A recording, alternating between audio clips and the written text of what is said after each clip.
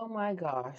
So, student loan garnishments are set to start at the top of the year on January 7th of 2026. So, for those that don't know or maybe unfamiliar, so student loan garnishments are, just searched it up, a method to collect on defaulted federal or private student loans. I actually almost thought it was just the federal loans, but just looking it up, it's also private student loans. And to be in default means that um, your loan's in default after you've missed 270 days of payments. So about 9 months of payments, now you're in default.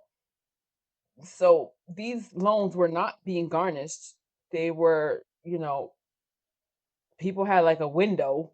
I guess they've now closed the window and now they're coming after people that owe student loans. So wage garnishment, they said the Department of Education can order your employer to withhold up to 15% of your disposable pay.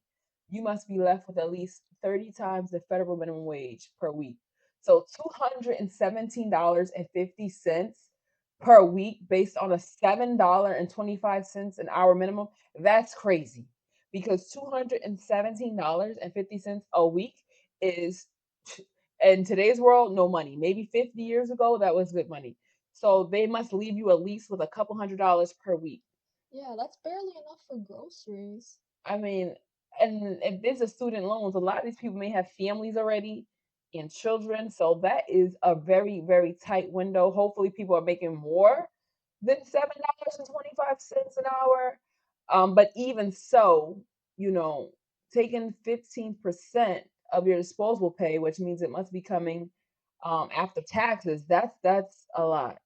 Um, let's see what it says about the Treasury. It says the U.S. Department of Treasury can withhold your federal and your state tax refunds. That means when you file your taxes, and if you're set to get a refund, it's not going to you. They're just snatching it immediately. You'll never see it. Kind of like how when we go to work and our check is already shorted out for the taxes that they've taken. Um, wow.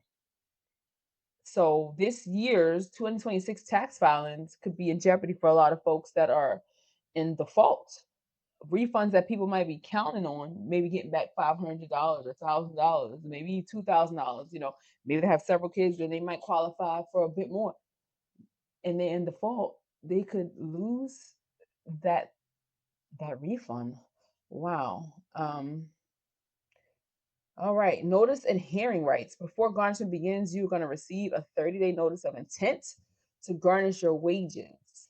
Now, garnishing your wages, you know, I mean, what are you going to do? You can't, whenever you're at work, they'll just kind of like child support. Um, they'll just take the money. You don't have to agree or anything. It's, I guess they just attach it to those handy dandy social security numbers that everybody has to have. Um, you know, That's a lot. You must request a hearing, and you can imagine it could be in delays and people getting hearings because there's a lot of people, I'm sure millions of people that are in default, right? So, I mean, like, getting hearings, that could be a backlog just in itself. So, I guess the gist is maybe to try to get this under control, either you should have gotten it under control when they first started talking about this, maybe called up the people that hold the loans, the department, whoever, is on your loan documents to make some arrangements because I could imagine that at the last minute there might be lots of people that are trying to get hearings and that might result in a delayed hearing and they may already start garnishing folks. It says private lenders must sue you in court. So how private student loan garnishments work, so this is the private end. They must sue you in court and obtain legal judgment to garnish your wages or levy your bank account. Mm. Yikes, levying your bank account. And we all know that pretty much almost everybody's required to have a bank account. I Right. mean, to get paid, your employer wants you to have a bank account to get your refunds. The government, I know they were still giving out checks, but I heard or read that they're going to start phasing out giving out paper checks for refunds and whatnot. So, you're going to need a bank account. I know with like the different agencies, federal agencies like Social Security and all those, you have to have some type of bank account or some type of direct pay card, some type of electronic way for them to get the money to you. They're not just mailing out paper checks anymore. Um, wow. And it says private lenders generally cannot garnish federal payments like Social Security or private. So for private lenders, it looks like they can't go after Social Security benefits, but for the government, it does. I don't see that limitation listed here. Um, so yeah, for the let's take a look. For the federal, yep, federal student loans right here, it says they can withhold your federal and state tax refunds and potentially other federal payments like Social Security benefits up to 15%, leaving you with a minimum of 750. So if the federal student loans, they can. It looks like the difference is that one can touch your Social Security benefits. So if you're on disability, your retirement, whatever, they can go after that money too. So it's not just the working people that have wages and go after that too. But for private student loans, they can't touch the Social Security. So that's the difference. I don't know how much of a difference that's making because they just can't touch the check. But what about they can still go after your bank account, put levies on your bank account, things like that. It just sounds very messy. So I mean, this is set to start. This is such an unhappy new year for a lot of people because it says how to stop it. Negotiate a repayment plan. The first payment must be received no later than 30 days. And I don't know if this is still applicable now, being that the date is already started. I mean, I think maybe these are things that could have been done before January 7th. They could have negotiated a payment plan. Hopefully, they have staff because with all the layoffs that are happening in this economy, do they have people to man the phone lines for people calling that are trying at the very last minute to negotiate a repayment plan? Do you think? Mm, well, I kind of have a mixture. They may do, they may not. Um, I just think this is pretty messy and calculated situation where either way it's going, people are going to get hit negatively, getting some of their money taken from these garnishments. Some of these people probably thought they could pay the loan in time, or maybe something happened where they couldn't and it was unexpected, and now they don't really have a window to be able to pay it forward the way that's convenient enough for them. And look at this mess, pay in full. The garnishment will stop once the defaulted loan is paid in full or the default status is otherwise resolved. Now, I mean, if it was so easy for people to pay in full, I'm sure they would have, I would think they would have paid it by now. Of course, if interest is being added to these payments or have already been added, most people are not being able to pay that in full. I mean, who just has all that money sitting around? Some people owe, as little as a couple of $1,000. Some people owe 50s and 60s and 70s, $100,000. I mean, put in the comments, are you in default with any student loans? Have you been able to make a repayment plan in time? Have you been able to negotiate something? Have you paid off way before now? Have you paid off when there was a pause on them collecting student loans? Have you paid off your student loans already? How are you going to navigate this going into the new year? We pulled up some different clips of people talking about this topic, and we really just want to go ahead and see what they're saying and kind of get some thoughts from them and also give our thoughts. So let's see what's going on here. Right. Wages for student loan debt. And of course, that's what they're choosing to do now. And isn't it interesting because they literally just sat there and said that a bunch of degrees that were considered professional are no longer professional degrees.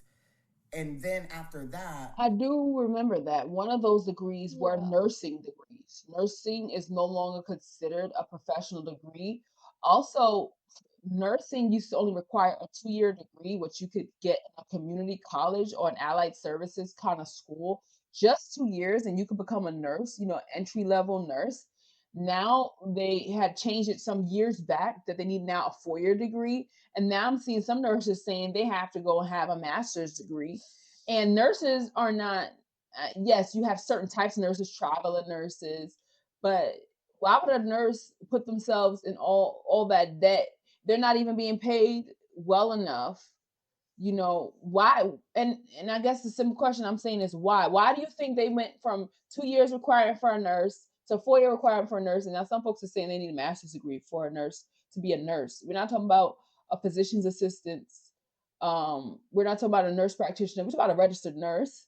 That, registered nurses, my hats go off to them. They deal with a lot. They're on their feet. They're helping people. They're dealing with all types of situations. Why are they having to put themselves in so much debt to do the job that they're already doing? I don't understand that. Like, Exactly. if you already could work as a nurse with a 2-year degree and that was good enough, human beings' anatomy hasn't changed. The only thing that's really changed is technology, right? We're not evolving from one level of human to another human. Why do they need to evolve their education from 2 years to 4 years to now master's level? And they're not being paid hundreds of thousands of dollars. So why? I mean, why don't they just become a doctor at this point with so much education being needed? Right, and it's also kind of weird to me. Why did they change it to not being professional, but yet now you need even more schooling and experience before you can even get in the door to just be an entry level? Wouldn't you keep it as professional, especially when they're stepping forward to save people's lives for a living? And with them designating it as not a professional degree, that limits how much they can borrow. So, you want to limit how much they can borrow, but you're also requiring that they need more schools. So where are they supposed to get the money out? Taking out personal loans, going to credit card debt, borrowing against a home they have a home. Like, you know, I don't understand. It wasn't just nurses, there's some other categories as well, but I'm not understanding the logic here. Others like punishing people, almost really they're punishing people that are trying to get a meaningful degree that literally helps other humans that are in need of help. It's almost like you're punishing them. You're requiring all this education, you're requiring all this schooling, but then you're limiting how much they can borrow. That part, I think there's something really wrong with that, because God forbid if you needed to go to the hospital, you needed a nurse. You don't care if that nurse has a master's or a bachelor's. You just care that nurse knows the job. She understands, the human anatomy. She's taken all those core classes. She's gotten on job training, whatever certificate she needs, and that she can be your nurse. I don't care if my nurse has been to school for 6 years. Now, if she's going to be a Right. doctor, she's going to do surgery on me. Obviously, those are different requirements. But if we're not doing any of those kind of things, then why do we need to increase the amount of debt that one would need to go into the profession?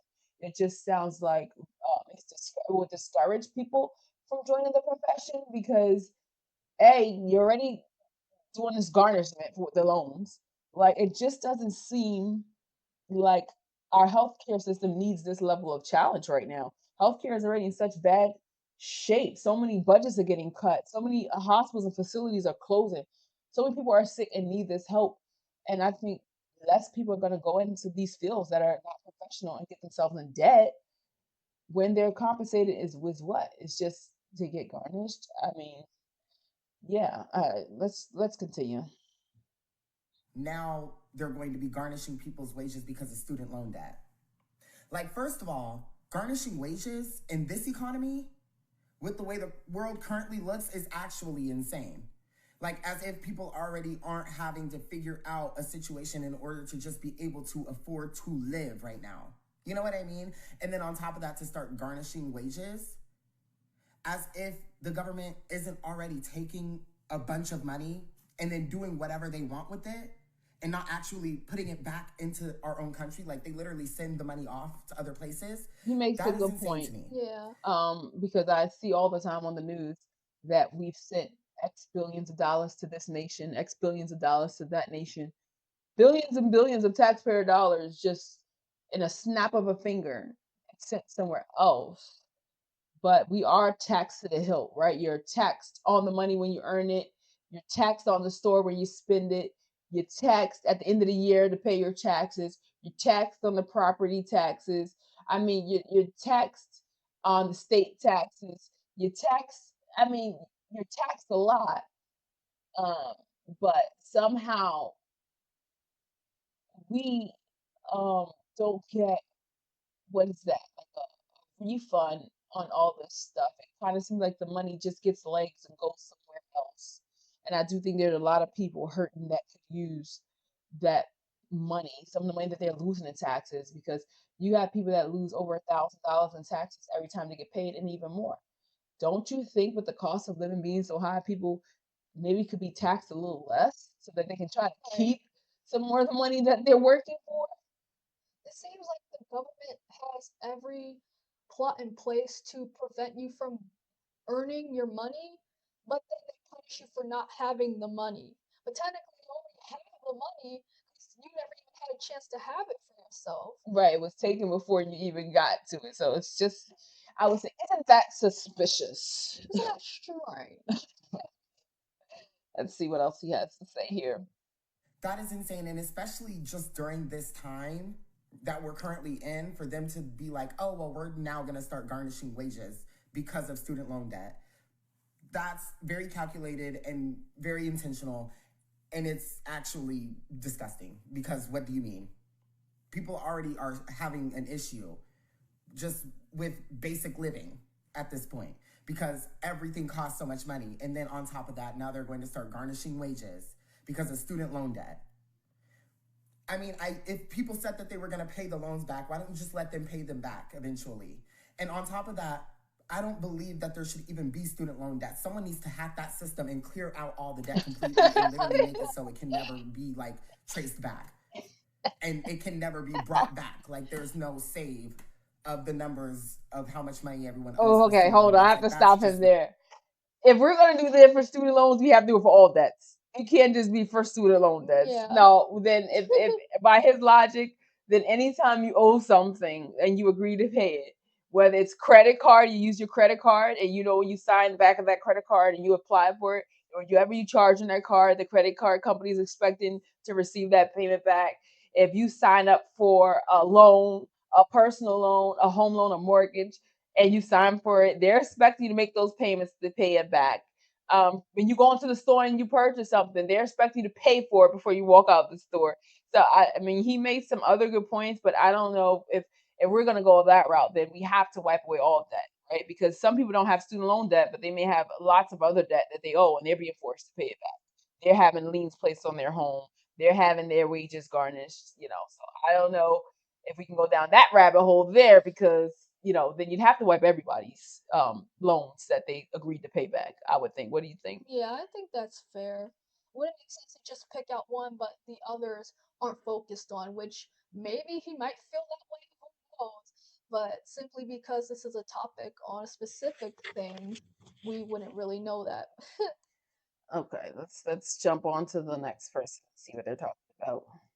Student loans. You heard me correctly. On January 7th, the U.S. government will start garnishing student loans from your paycheck.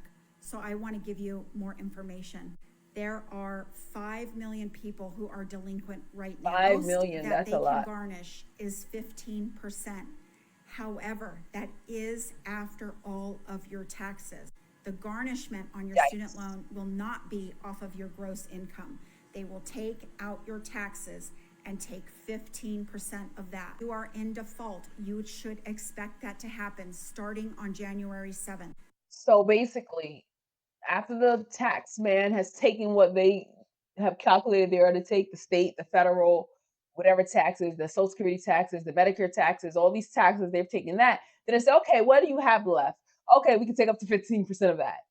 That's going to make a big difference for a lot of people because Yeah. honestly, some people have one check that they get paid bi-weekly. Bi-monthly, like every 2 weeks.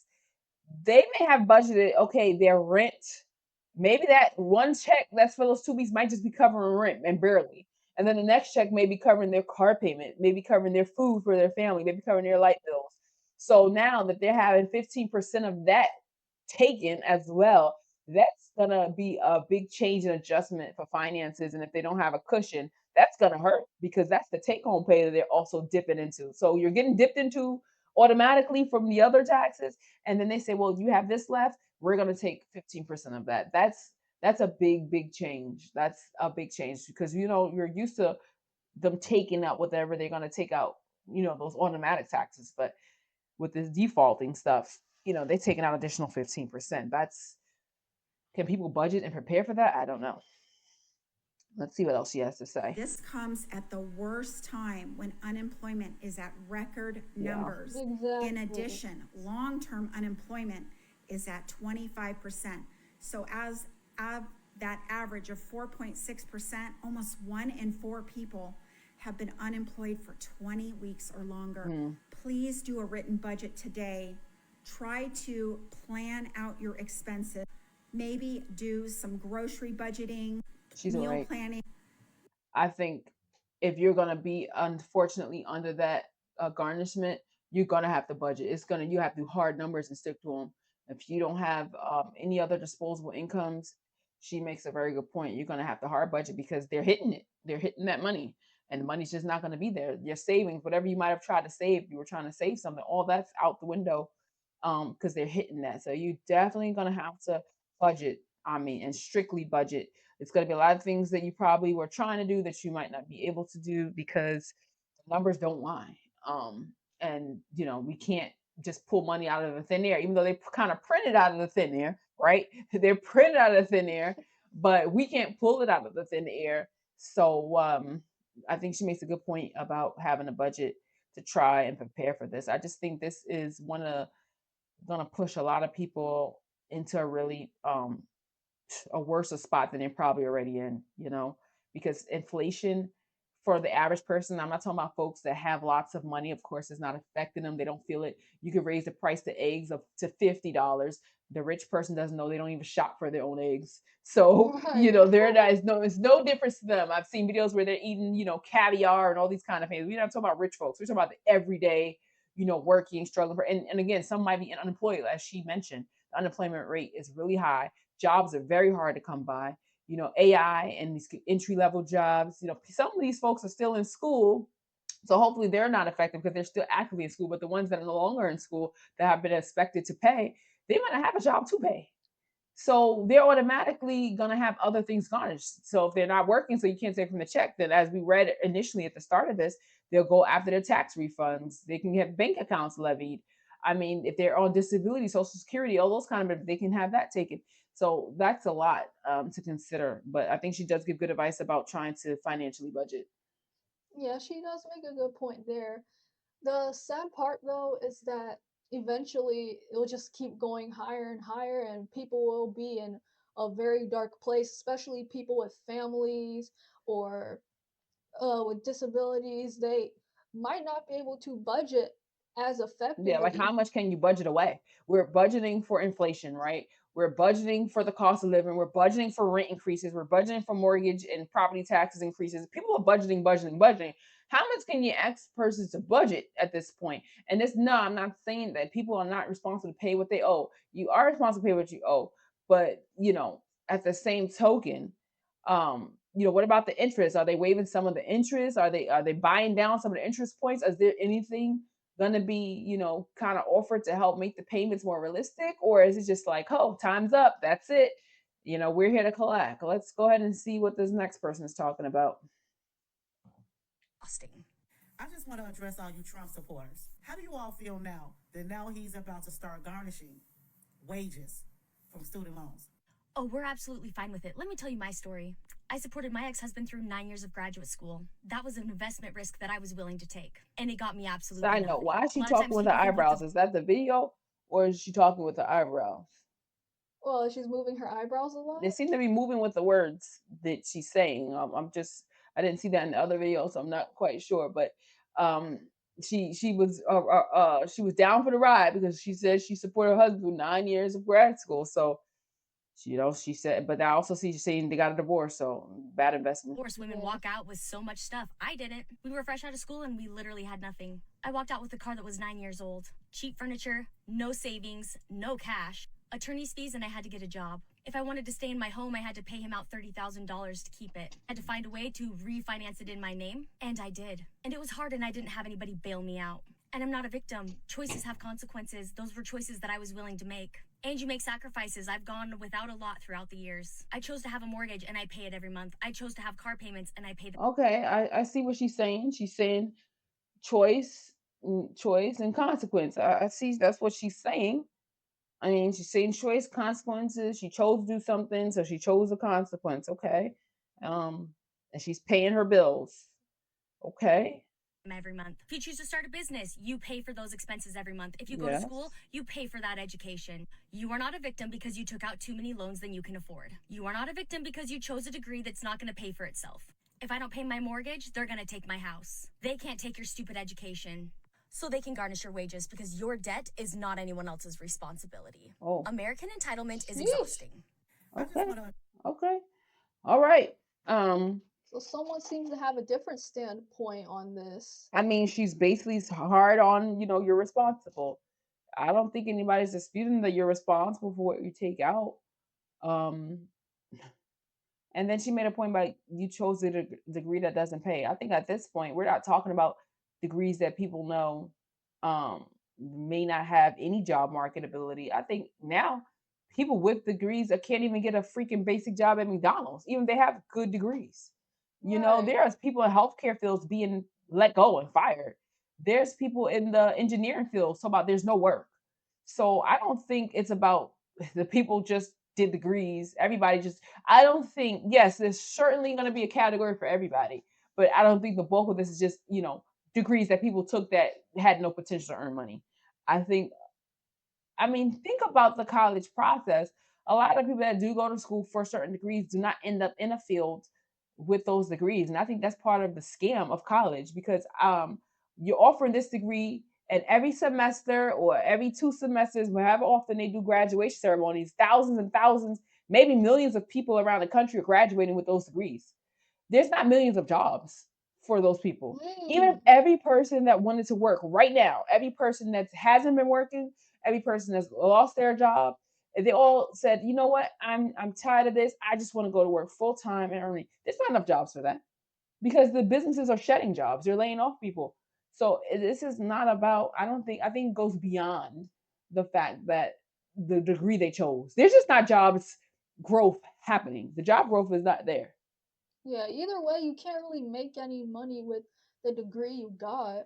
Right. If you went to school for business management and you want to run a business, you have to find out how to run your own business because corporations are not looking for you to help them run their business, especially now with AI and all this stuff. They just have too many ways to not have to pay a human to do this stuff. So I think while she made some points about responsibility and accountability, the honest truth is that even if everybody wanted to work right now, today, and everybody got online and submitted applications to all the businesses they can think of, you're not going to get responses from most of them. Most of them are going to ghost you as if you never even submitted an application. So even if people have been looking for work so they can try to pay back some of this stuff, they might not have even found a job even though they have been looking. Because like the other lady mentioned, the unemployment is very high.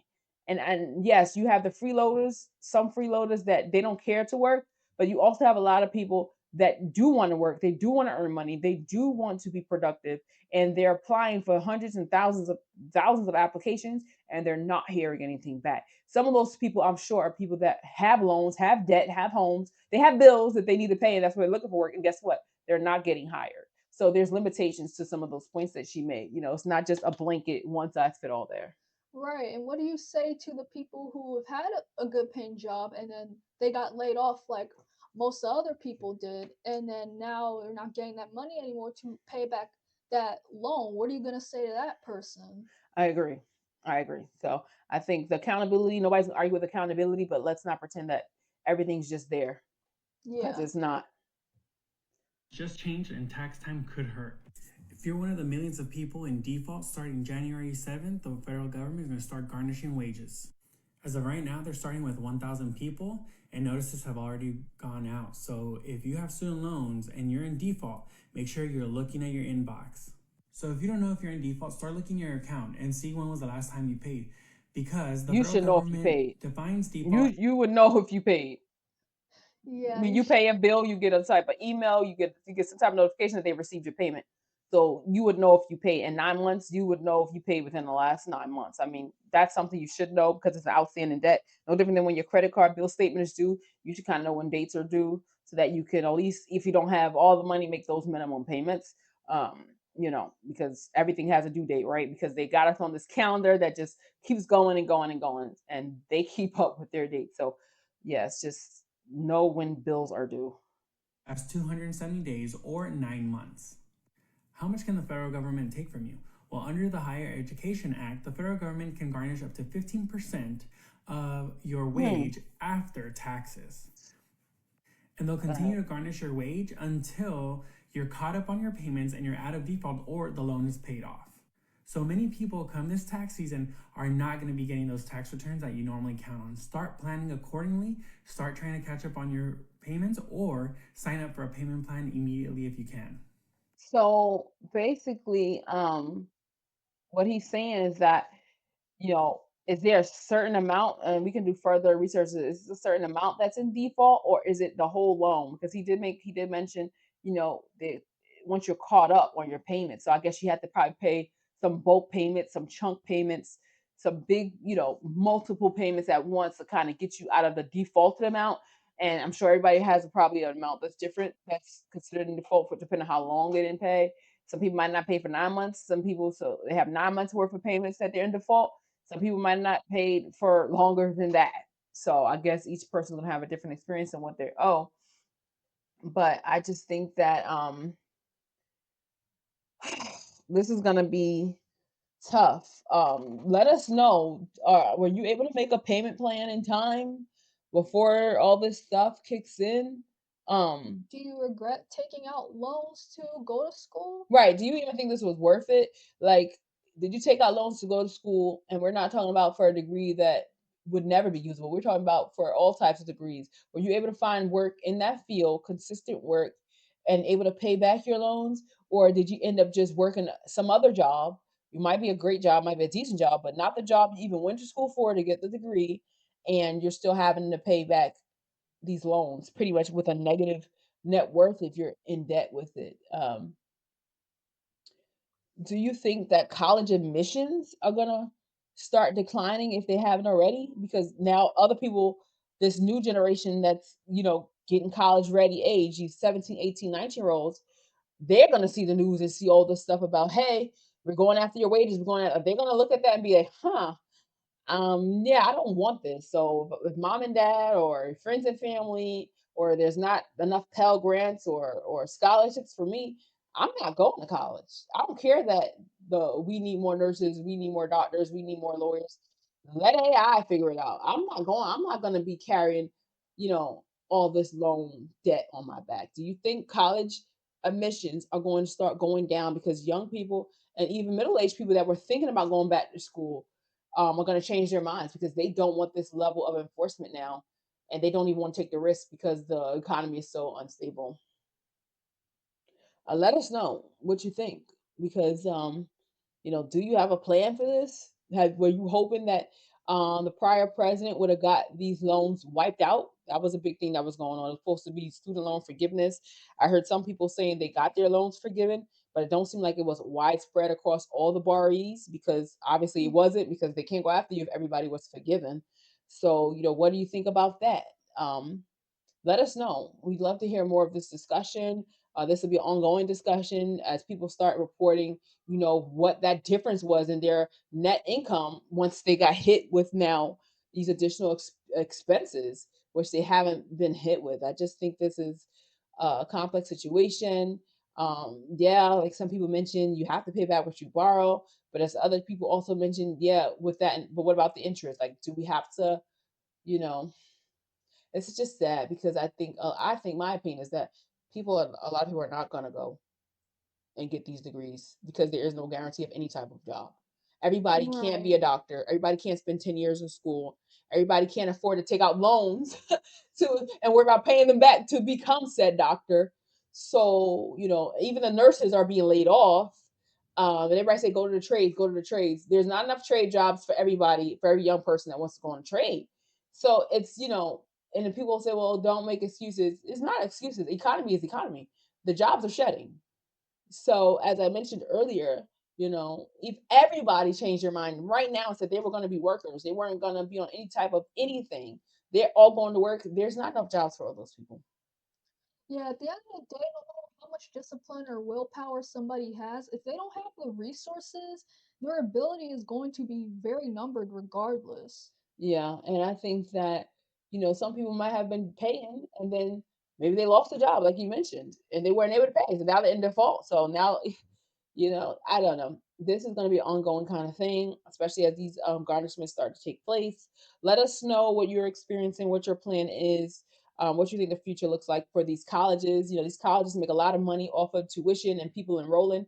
A lot of these colleges do not give any guarantee They don't set you up with a job. They don't really assist you with employment seeking, employment searching. When you finish your degree, it's kind of like, here's your degree, here's your bill, here's whatever, and congratulations and good luck. Also, if you're an alumni, please submit us a donation so that we can keep our, school up and running. Do those things for us. We'll do not too much for you, except we did, print you out this fancy degree. And some people, as they talk about, you don't even have a job in that degree. You had to go to another mode of survival and just take whatever job you could take because the job in your degree was not hiring. You submitted applications and AI looked at it and skipped over you. So we're just living in a really different time, and I think it would be disingenuous not to acknowledge a lot of the changes have happened. No one's disregarding that when you borrow something, you have to pay it back or you have to return it, so on and so forth. But I do think that there is this is going to affect a big part of our future. There may not be anybody that'll take care of the next generation as they get older. Right now the older generation, the boomers and stuff, there's still bodies to help them and to answer their phones and to treat them when they go into facilities. But I think those numbers are going to come down and down and down. And as people get older, those resources are not going to be this. I don't know. This future is kind of looking really janky right now. Yeah, this new year hasn't had a good start, but all we can do is keep hope alive and try to make do at what you can and just try not Budget, to. budget, budget, like the lady mentioned. But Yeah. I think at some point, even budgeting ain't going to be able to budget. They say get a second job, but how can you get a second job if you're barely holding on to the first job and everybody else is trying to apply for the same second job you're applying for? It's going to be interesting. This economy is going to be interesting. Um, and we'll just see it as it unfolds. But thank you all for listening. Let us know your thoughts. Take care. Have a good one.